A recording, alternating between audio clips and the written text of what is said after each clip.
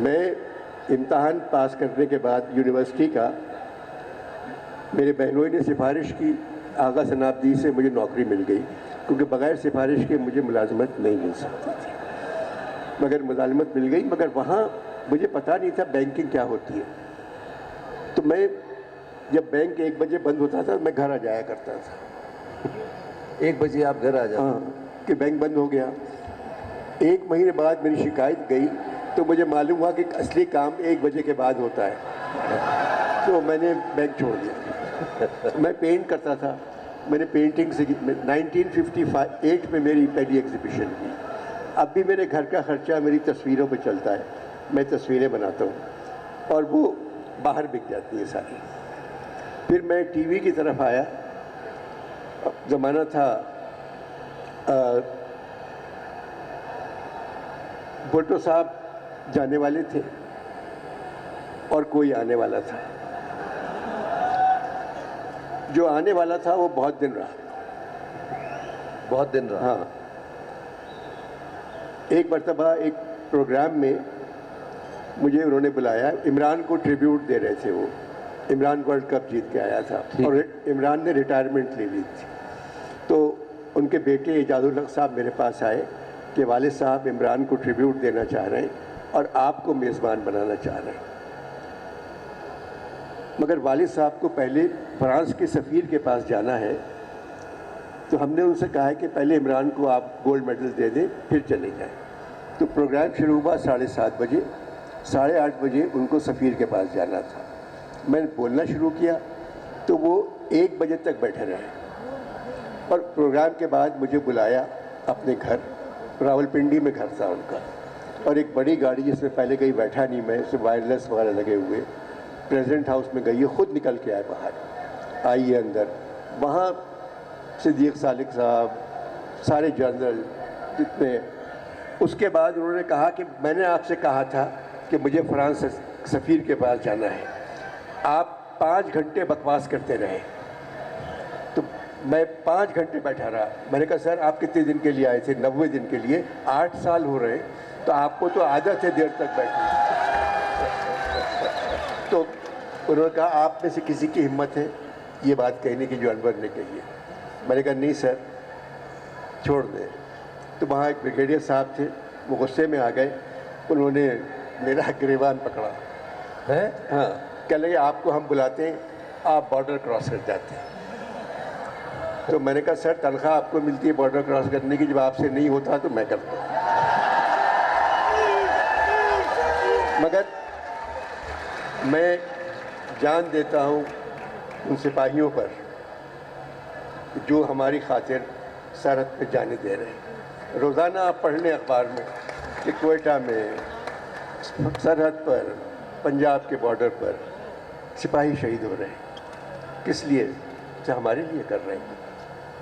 تو فوج ہماری ضرورت ہے۔ ہمیشہ میں نے ISPR کے لیے بہت کام کیا ہے، مگر فوج کو بھی یہ سمجھنا چاہیے ہم بھی اس کی ضرورت ہے۔ جب ہم نہیں رہیں گے تو پھر وہ کس پہ حکومت کریں گے؟ تو لہٰذا دونوں کی دوستی بہت ضروری ہے، اور 76 برس سے چلی آ رہی ہے۔ ایک فضا ایسی مقدر ہو گئی ہے جس میں یہ احساس ہو رہا ہے کہ ٹھیک نہیں ہو رہا ہے، انشاءاللہ سب ٹھیک ہو جائے گا۔ ابھی سعودیہ کے ولی عہد نے آنے سے منع کر دیا یہاں، اب مجھے لگ رہا ہے سب ٹھیک ہو جائے گا انشاءاللہ۔ میں آپ کا ایک نام آتے ہی ایک اور صاحب کا نام یاد آتا ہے ذہن میں، مرحوم معین اختر صاحب۔ معین اختر کیا بات ہے جی! آپ نے لوز ٹاک ایک عرصے تک کیا ان کے ساتھ۔ میں نے اسٹوڈیو 2.5، اسٹوڈیو 3:15، اسٹوڈیو 4:15، شو ٹائم انور کے ساتھ، انور میں نے 32 برس کام کیا ملک۔ جہاں یہ اتنے طنز و مزاح کے اور اتنا ایک سیریس پلے، ہاف پلیٹ، معین کے ساتھ میں نے 11 پلیس کیے، مگر معین کو اسکرپٹ چاہیے تھا، اداکار بہت بڑا تھا، بالکل اسے اسکرپٹ مل جائے اچھا اسکرپٹ ہے تو معین سے اچھا اداکار آپ کو نہیں ملے گا. میں کہتا ہوں کہ ہندوستان پاکستان میں معین کے لیول کا کوئی ایکٹر نہیں تھا.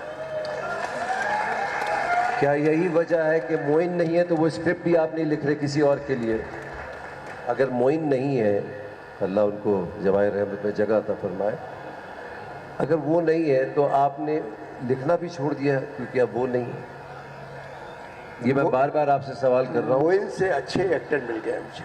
آپ چاہتے نہیں ہیں کہ یہ ٹی وی کے لیے کچھ لکھیں؟ ذرا اور زور سے تالیاں بجائیں تاکہ مجھے معین سے اچھا ایکٹر مل گیا ہے. آج کل بیکار ہے وہ، تو اگلے ہفتے سے میں ان کے ساتھ ریکارڈنگ کر رہا ہوں. ارے ویری گڈ.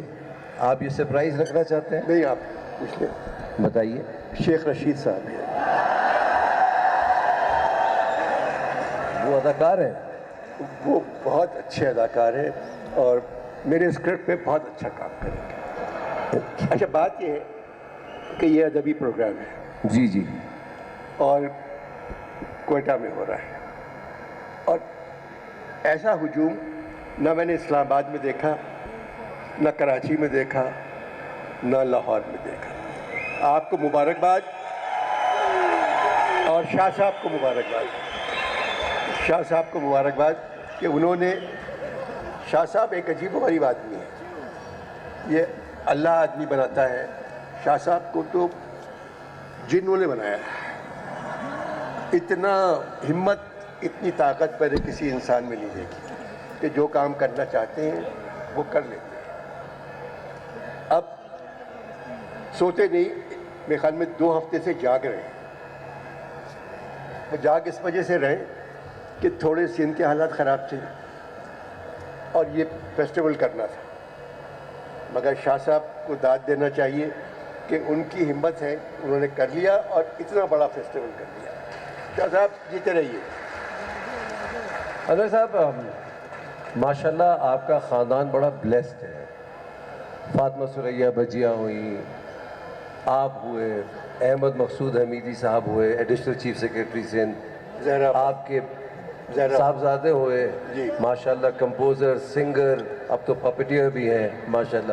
پھر زہرا نگاہ ہوئی، زبیدہ ہوئی جو زبردست ہماری سیلیبریٹی شیف تھیں. پھر بی بی سی میں آپ کی ایک بہن تھی سارا. اس کا کریڈٹ آپ کس کو دیتے ہیں، اپنے والد یا والدہ کو؟ والدہ. کس طریقے لحاظ سے؟ میری والد کا انتقال تو 42 سال کی عمر میں ہو گیا تھا. ہم 10 بھائی بہن تھے، صرف ماں نے ہم کو پالا.